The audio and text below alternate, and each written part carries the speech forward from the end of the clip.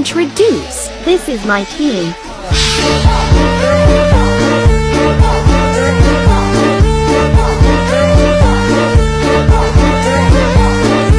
Assalamualaikum warahmatullahi wabarakatuh. Nilai kelompok 1 akan mempresentasikan tentang teori seisme. Saya Setu Raisa sebagai moderator sekaligus pemateri. Saya Putri Soleha sebagai pemateri 2. Pengertian seisme: putaran yang terjadi di permukaan bumi. Penyebab seisme terjadi biasanya disebabkan oleh pergerakan lempeng bumi. Putaran tersebut terjadi adalah akibat dari pelepasan energi secara tiba-tiba sehingga menyebabkan gelombang seisme. Gempa bumi atau seisme merupakan proses endomen, yaitu akibat adanya pergerakan bumi. Penyebab seisme: seperti disebutkan bahwa penyebab seisme terjadi karena adanya oleh pergerakan lempeng bumi. Hal ini bisa terjadi karena terdapat suatu tenaga yang berasal dari bumi yang disebut dengan tenaga geologi. Secara umum, tenaga geologi ini dibagi menjadi dua macam: tenaga endomen dan tenaga eksogen. Tenaga endomen adalah dinamika di dalam litosfer atau keram bumi sebagai akibat proses fisika dan kimia berupa tekanan terhadap lapisan-lapisan batuan pembentuk litosfer atau aktivitas magma. Secara umum, proses endomen dapat dibedakan menjadi tiga, yaitu tektonisme, vulkanisme, dan seisme. Jenis-jenis seisme. Apa itu seisme atau gempa bumi ini menjadi beberapa jenis. Berikut ini jenis-jenis seisme berdasarkan kategorinya.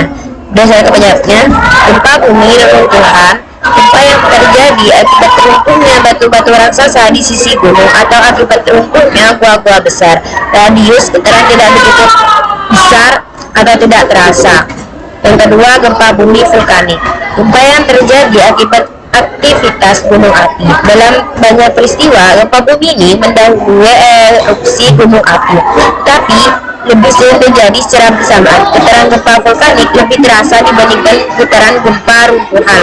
Getarannya terasa di daerah yang lebih luas. Yang ketiga, gempa bumi tektonik, gempa yang terjadi akibat proses tektonik di dalam litosfer yang berupa pergeseran lapisan batuan tua menjadi dislokasi. Gempa ini memiliki kekuatan yang sangat besar dan meliputi daerah yang sangat luas. Berdasarkan kedalaman hipocentrum, gempa dangkal, gempa yang memiliki kedalaman hipocentrumnya kurang dari 10 km di bawah permukaan bumi. Yang kedua, gempa menengah, gempa yang memiliki kedalaman hipocentrumnya antara 10 km sampai 300 km di bawah permukaan bumi. Gempa dalam, gempa yang memiliki kedalaman hipocentrumnya antara 300 sampai 700 km di bawah permukaan bumi. Sampai saat ini tercatat gempa terdalam 700 km. Baik, saya akan melempar pembahasan ke materi yang kedua. Baik, saya akan melanjutkan presentasi dari Sayyidah Raisa. Berdasarkan jarak epicentrum, gempa setempat yang berjarak kurang dari 10.000 km. Gempa jauh, gempa yang berjarak 10 km.